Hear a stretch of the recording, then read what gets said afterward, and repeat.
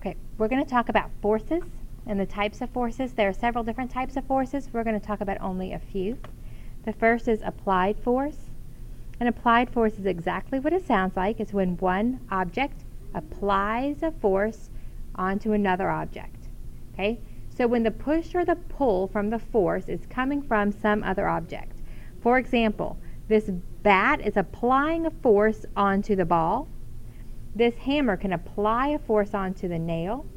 A person is pulling down and applying force onto that bar. Some other examples are when a person pushes a box across the floor, or even just pushes on a box that doesn't move across the floor. A person kicks a soccer ball across the field.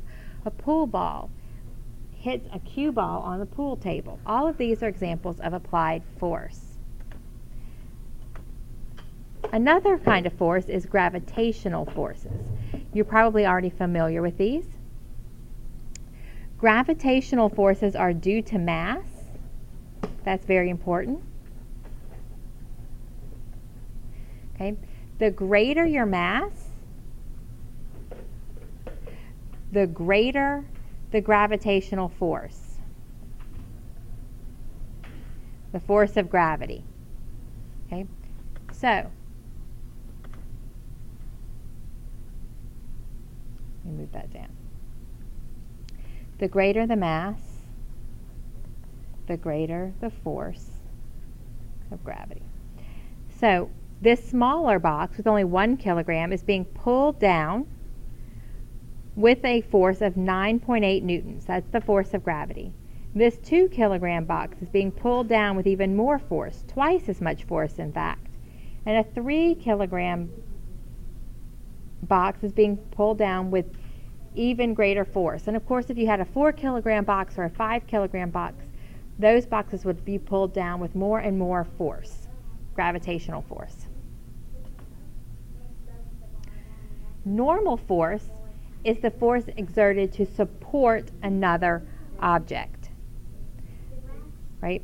So for example, this book is resting on this table, so the table is pushing up on the book and supporting it. This brick is resting on the book, so the book is pushing up on the brick, supporting it.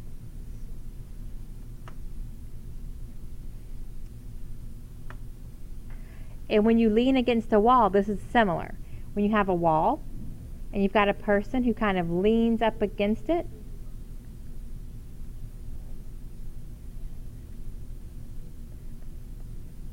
that person is putting a force against the wall, and that wall is what's keeping that person up. So that would be called a normal force. Okay. You can see here when we have something smaller, like just the book, our normal force is smaller. Then when we have something larger, like the book and brick together, that normal force is larger. Okay. You notice that these forces can be represented by arrows, which means that they are vectors, right?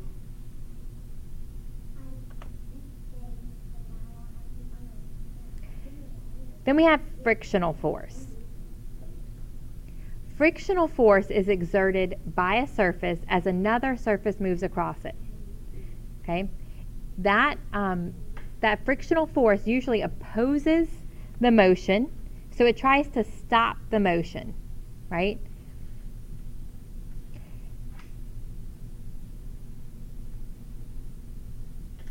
It occurs always between two surfaces, so it's always between two surfaces rubbing together, and it depends on two factors. It depends on the kind of surface,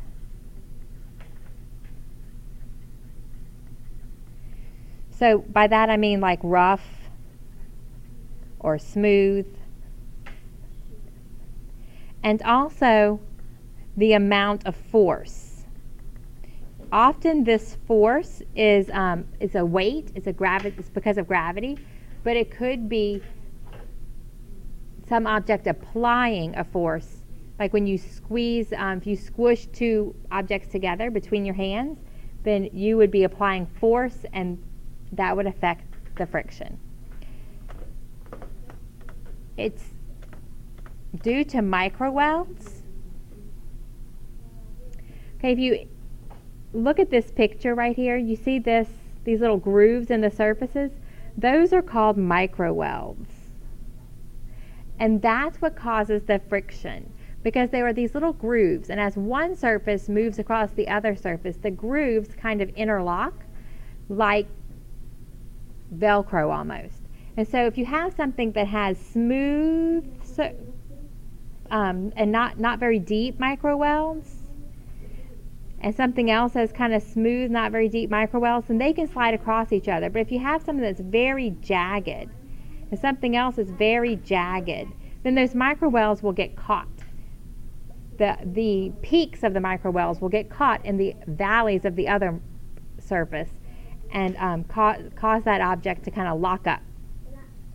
There are 3 types of friction. There's static, sliding, and rolling friction, and we will talk about each of these. Please sketch a picture of what a microweld is and make sure you understand that this is what's responsible for the friction.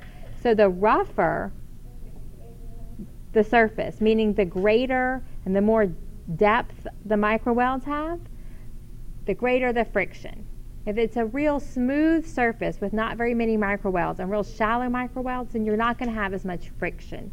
This is why if you have a surface that has microwelds and you pour some water over it, the water kind of fills in these wells and that makes it slippery. That's why you're more likely to slip on a surface that has water over it, because it's real smooth. That water's filling in all the microwelds.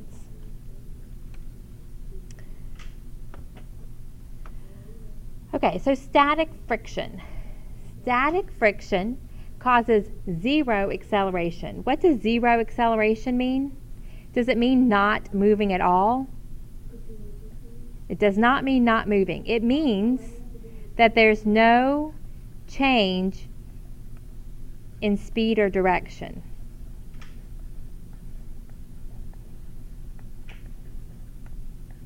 No change in speed or direction. In this case, the microwelds are locked too tight. So this person is pushing and pushing and pushing. Well, actually not from down here, but from up here he's pushing and pushing and pushing on this with however much force he can, but this object is not budging. Okay? Whenever you're pushing on something and the object you're pushing on is not budging, it's usually because of static friction.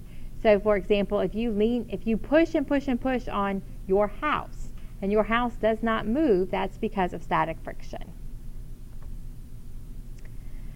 In these cases, that means that the applied force, the force applied, is equal to the force of friction. Those two things are equal. Your applied force has not overcome the force of friction, and that's why the object is not moving.